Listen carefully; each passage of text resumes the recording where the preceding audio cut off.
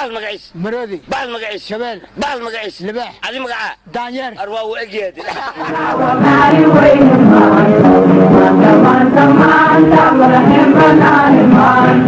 manta manta manta waa mahad ilaahi maanta manta manta manta dadkii midowye maanta manta manta waa maalin weyne maanta manta manta madaxiin banaani maanta manta manta ku baryayna ilaahayow anagoon mutaysan in ducana laka ajiibo waayo xumaantaan samaynay darteed ayaa waxaan kaa baryaynaa fadligaaga iyo